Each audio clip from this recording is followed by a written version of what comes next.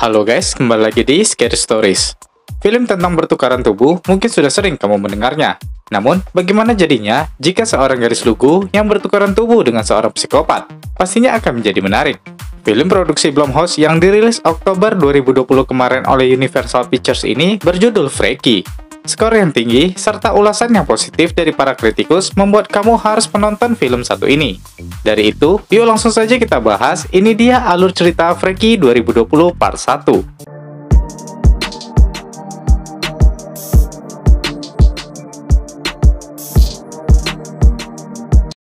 Ceritanya dimulai pada hari Rabu malam, tanggal 11 di Blissville, Michigan.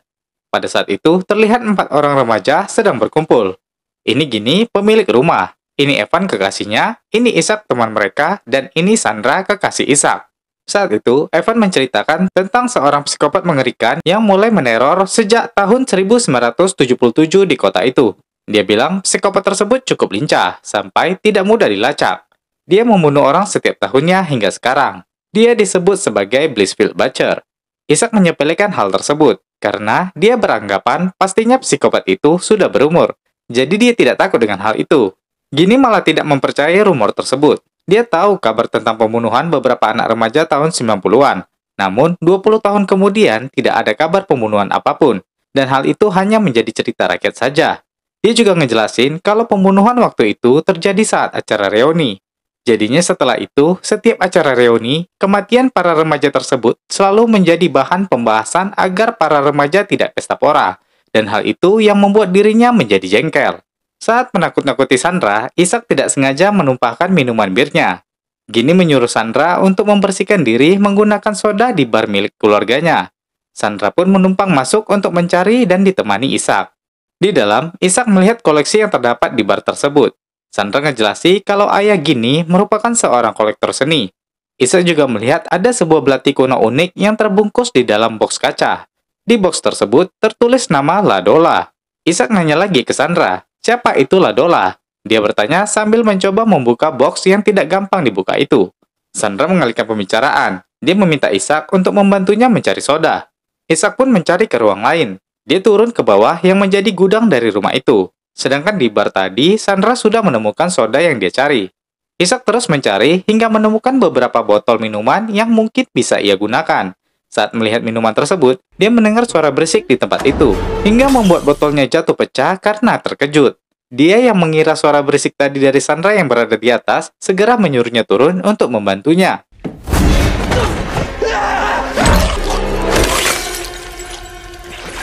Di sisi lain, Sandra yang sedang membersihkan diri mendapat gedoran pintu. Dia yang berpikir itu Ishak, nyuruhnya menunggu sebentar, tapi gedoran semakin kuat.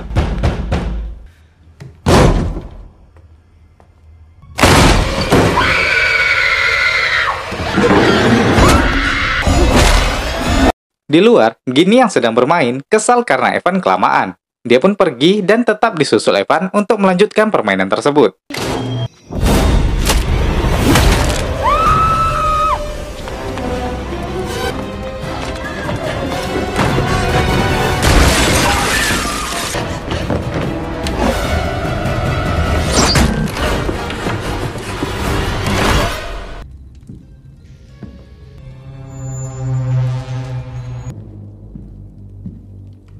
Beberapa saat setelah dia merasa si pria itu telah pergi ke tempat ruangan lain, dia pun keluar dan mendengar suara mobil orang tuanya yang telah pulang.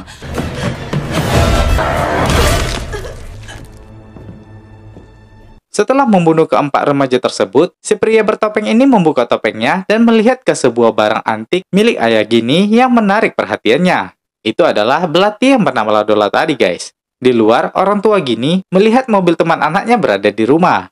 Saat masuk ke dalam, mereka terkejut dan berteriak melihat Gini telah mati tertancap benda koleksi mereka di dinding. Selain itu, di sini terlihat juga kalau box kaca tempat belati tadi sudah pecah dan berhasil dicuri pria tadi, guys. Singkat cerita, besoknya pada hari Kamis tanggal 12, kita beralih ke seorang gadis bernama Millie Kessler yang bangun tidur di jam 7 pagi. Millie pun bersiap untuk memulai rutinitasnya pagi itu. Saat sarapan, dia bersama ibunya Coral dan kakaknya Char yang seorang polisi sedang membahas reuni akbar yang akan dilakukan Millie besok. Char nanya ke Millie, apakah kau punya teman kencan untuk reuni besok? Millie bilang dia tidak punya. dan dia tidak akan pergi ke acara itu.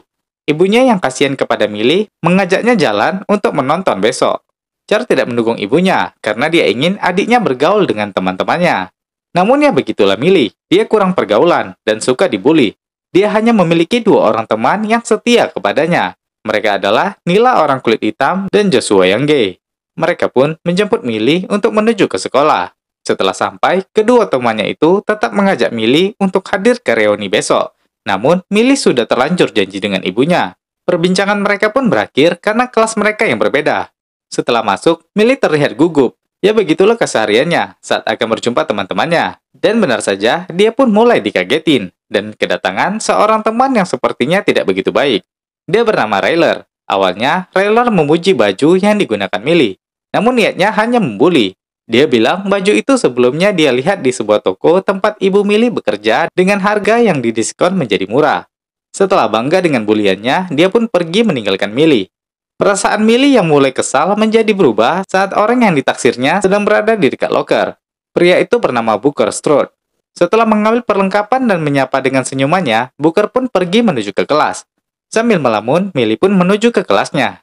Di dalam, kelas telah dimulai oleh seorang guru praktik mereka yang bernama Pak Bernardi. Pak Ber pun dah biasa melihat tingkah Millie yang sering terlambat.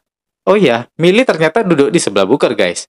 Booker pun menyarankan Millie untuk menyetel jamnya lebih cepat 5 menit, agar Millie tidak terlambat lagi. Karena dia sendiri juga buat begitu dengan jamnya. Setelah temannya menampilkan benda karyanya, yaitu rumah anjing dari kayu, kini giliran Pak Ber menyuruh Millie untuk menampilkan karyanya. Millie bilang ini bukan jadwal presentasinya, karena gilirannya adalah tanggal 16. Jadi karena itu, dia belum menyiapkan apapun. Pak Ber marah. Dia bilang, kamu seharusnya mempersiapkan hal itu secepat mungkin.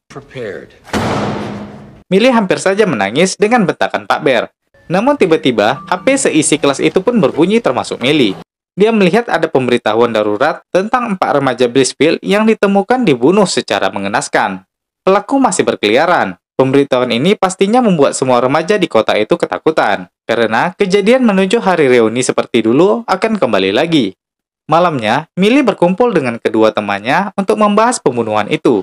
Josh bilang, apa mungkin pelakunya Blissfield Butcher? Millie nggak percaya. Dia juga berpikir kalau itu hanya cerita rakyat. Tapi, percaya nggak percaya, kejadian ini persis seperti cerita tahun 90-an yang pernah terjadi.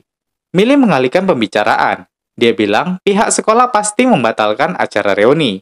Josh bilang itu tidak mungkin. Reuni di sini udah macam Natal, jadi nggak akan pengaruh dengan apapun yang terjadi.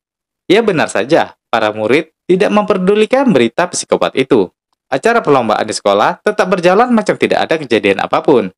Millie yang mengikuti ekskul cheerleader sebagai berang-berang lagi-lagi jadi bahan bulian cowok-cowok yang bermain bola. Dia sedikit malu, karena ada Booker juga di situ. Namun, ya hal ini sudah biasa dihadapi Millie. Ketika selesai, Millie menyuruh kedua temannya untuk pulang duluan, karena dia ingin menunggu ibunya yang akan menjemput. Semua temannya sudah pada pulang, namun si ibu belum juga datang. Dia menelpon ibunya yang ternyata sedang ketiduran karena mabuk minuman. Char yang baru pulang melihat HP ibunya berbunyi. Setelah panggilan berhenti, Char kembali menelpon Millie yang daya baterainya tinggal 3%. Char bilang kalau ibunya ketiduran. Saat Millie ingin meminta kakaknya itu untuk menjemput, namun HP-nya tiba-tiba habis baterai. Millie jadi bingung dan hanya berharap kakaknya datang menjemput. Tiba-tiba, beberapa lampu jalan di sekolah juga sudah dimatikan. Keadaan yang semakin malam membuat Millie mulai menjadi sedikit takut. Tiba-tiba, di depannya muncul sesosok pria yang berdiri sendiri di dekat lampu yang telah mati. Rasa takut Millie bertambah.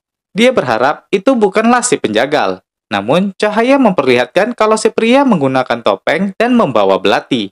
Millie langsung berteriak, jangan macam-macam, karena kakakku yang seorang polisi akan datang sebentar lagi. Namun, pria itu tidak takut dengan ancaman Millie sedikit pun. Dia malah berjalan menuju ke arah Millie.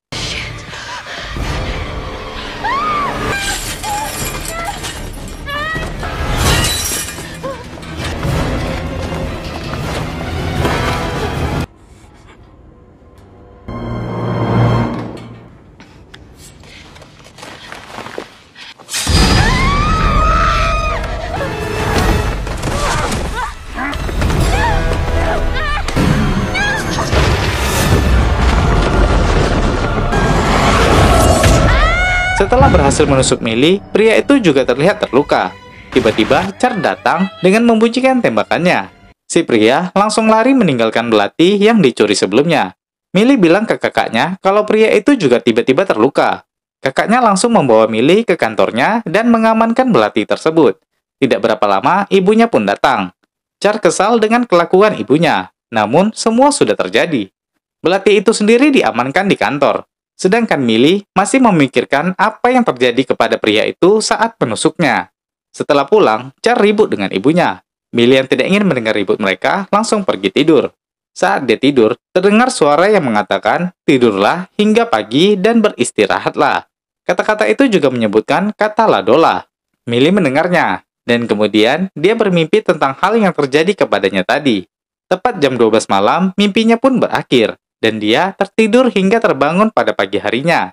Pagi itu, tepatnya hari Jumat tanggal 13. Saat terbangun, ada sesuatu hal yang berbeda dari Millie. Dia kelihatan seperti tak tahu sedang berada di mana. Ibunya datang membuka kamar dan menanyakan keadaan bahunya. Namun, dia tidak merasakan apapun.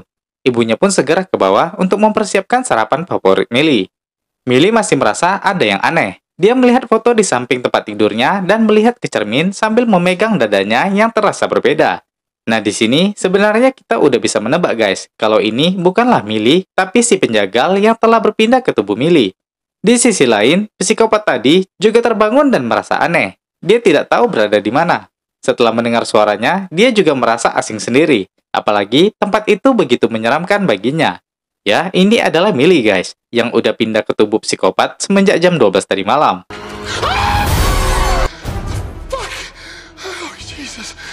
Saat mencoba menenangkan diri, Millie kedatangan teman psikopat yang mencari narkoba. Millie bilang kalau dia bukan pemakai. Dia juga nanya ke pria itu, "Tolong katakan, apa yang kau lihat dari penampilanku? Apakah aku masih kelihatan seperti seorang gadis mungil berambut pirang?" Pria itu mengira si penjagal sedang teler karena habis memakai narkoba. Dia pun memaksa meminta bagiannya. Karena takut, Millie pun berlari. Kembali ke penjagal yang sudah keluar dari kamar. Dia melihat berita tentang percobaan pembunuhan yang terjadi kepada Millie. Namun ibunya buru-buru mematikan berita tersebut dan menyuruhnya untuk sarapan. Dia melihat ke arah pisau yang ibunya gunakan. Jiwa psikopatnya pun bangkit. Namun, si ibu langsung memberikannya makanan hingga membuatnya yang kelaparan melahap semua makanan itu. Kemudian si ibu menyuruhnya untuk beristirahat dulu dan tidak bersekolah. Namun mendengar kata sekolah, si penjagal sangat bersemangat untuk membunuh para remaja di sekolah itu. Berita tentang psikopat itu mulai bertebaran. Dia bernama Quentin Shermer yang kabur dari fasilitas keamanan. Shermer juga dikenal sebagai Blissfield Butcher. Dia terkenal semenjak membunuh ibunya dan memenggal kepalanya pada tahun 1992. Di sini terlihat Millie sedang berlari karena dikejar teman Butcher tadi. Semua orang melihatnya hingga seseorang menyadari kalau dia adalah Blissfield.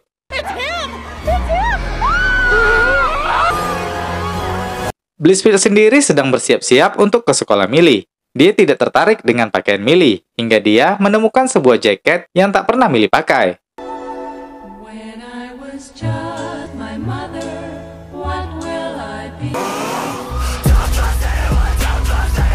Nah guys, bagaimana nasib Millie ke depannya? Apakah mereka bisa kembali ke tubuh masing-masing? Temukan jawabannya di alur cerita Freaky Part 2. Jadi, ditunggu ya. Don't freak out. You're black! I'm gay! Blissfield, hi, feel all glory. How many of our friends he's gonna kill? Are you sure this is safe? No.